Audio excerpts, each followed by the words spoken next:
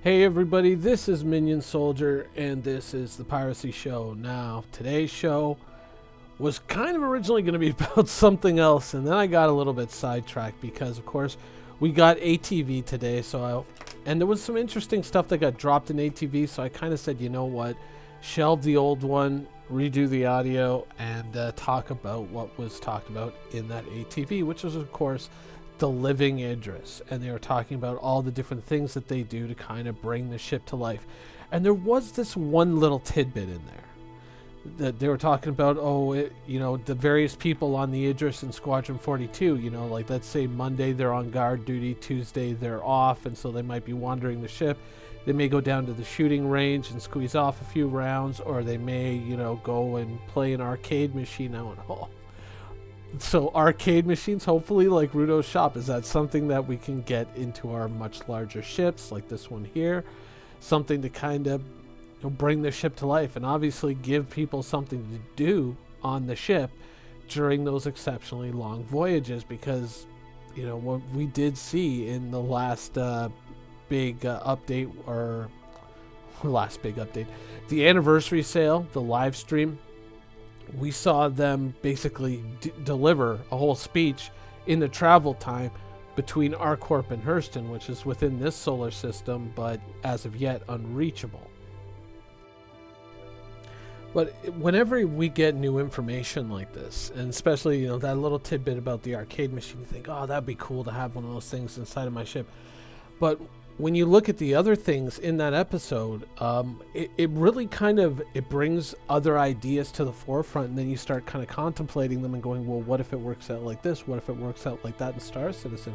Because now we see all these crew members kind of going around the ship and fulfilling all their mundane tasks, like maintenance, repair, moving cargo, this sort of thing, acting as ship security. These are the things that they're dealing with in the episode. And I start thinking about, I've talked about having, game packages and using them as just kind of like armed security guards, kind of patrolling the inside of my ship, that sort of thing. But, now that I look and I see all these different crew members, and I've always been thinking about topics like ship maintenance. Like, we go around, we walk around inside our ship, and especially in the Caterpillar, because, it isn't really a beautified interior, There's a lot of open panels, a lot of exposed wiring. It really kind of brings to light all the components that are required to make these ships work. And realistically, I mean, when I'm walking around inside my Caterpillar, I look at all these different component panels and all these different, trunks of cables going all this way and that, and I'm thinking, wow, if we end up having to, maintain a lot of these items, that could end up being a little bit of a headache. But I guess if you've got the crew, if you've got the NPCs, maybe they can take over just all these mundane tasks. As long as you've got the right supply of components. Like, let's say you land, you say, oh, I'm going to need some self-stealing stem bolts and some extra dilithium crystals just to keep on the side for when all these little doodads break down. My crew can go around and just repair them and just fish them out of this little cargo area and make sure everything's still running in tip-top shape. And maybe when I'm playing with friends, all the higher end tasks within the ship, like piloting it, operating the weapons, is something that I would use my friends for. Whereas, all the mundane tasks, the basic maintenance tasks that would go into keeping a ship like this up and running, which is supposed to be the reality of the game, maybe that's what the NPCs would be better suited for, is taking care of those things, and of course maybe ship security. Or could we end up in a situation where even those higher functions within a ship, such as piloting the ship, handling of cargo, and all of these things, would be handled by NPCs? And in a weird way, our ships, whether it's a Caterpillar or an Idris or whatever, would it become a community of NPCs? Like, we would get to know all these NPCs that are living on our ships, and I could basically walk onto my Caterpillar and say, take me to Shubin, I want to go buy some minerals, and they would do that, and I would just become more or less like the overseer of the ship. Now, I might be able to get into the controls and knock a little of the travel time out because maybe I know a shortcut this way or that way.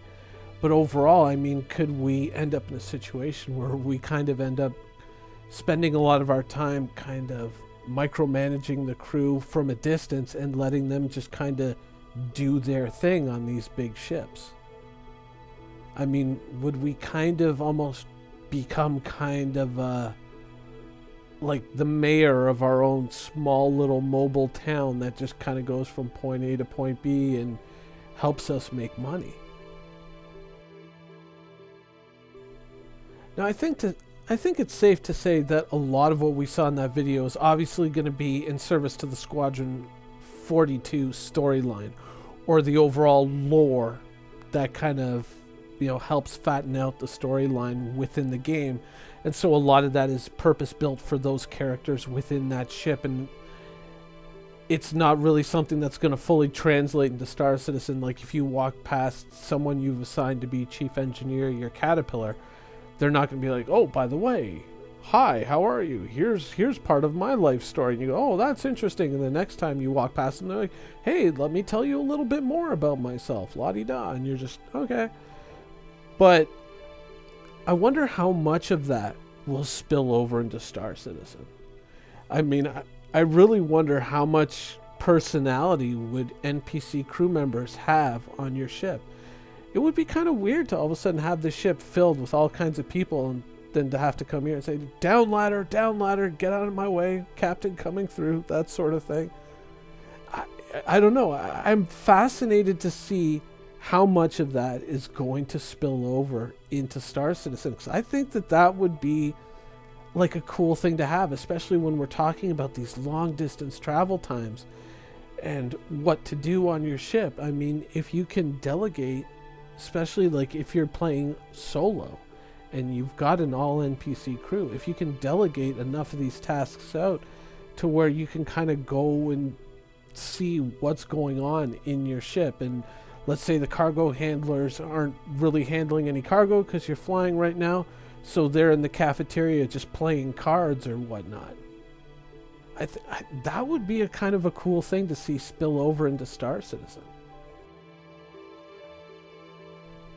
In the game right now, inside of the PU, we certainly have some NPCs, but they're nowhere near the functionality of what we expect. They're nowhere near the AI. I mean, they're more or less just kind of like almost these dead features within the game. There's the running in place guy, there's the strike a pose guy, and then there's the go up and down the stairs or wander around in a circle guy, but none of them are really interactable except for the mission givers. And you know, so not until recently that actually really worked more than once.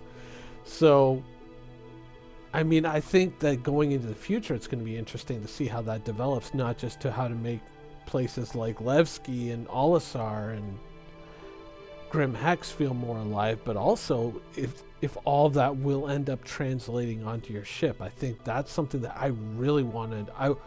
Seeing that video makes me want to know more, strictly how it applies to Star Citizen and how much of it would translate over. Because, you know, back during the long slog of 2017, where we were basically just waiting for 3.0, and is it now, is it now? You know, we kept on hearing about, one of the big things was the foundation for Squadron 42 is what goes into 3.0. That without 3.0 and all the systems that come with it, Squadron 42 can't exist. So it stands to reason that some of this is going to translate into Star Citizen. How much? You know, obviously not to the extent of what's going to be in Squadron 42, because a lot of that, once again, is probably tied into the story and the characters within that story. And a lot of those characters on the ship are probably, rather, to use Disco Lando's favorite word, bespoke to that ship and that story. So it's probably, you know, there's probably going to be general stuff like maybe fiddling around, playing cards, or doing whatever that will translate over, but the personality stuff obviously won't. But it'll be interesting to, you know, after watching The Living Idris, I'm wondering about the living caterpillar and what's going to happen in this ship. Some interesting possibilities that this presents. Anyways, that's the show for today. I hope you guys enjoyed it, and thanks for watching.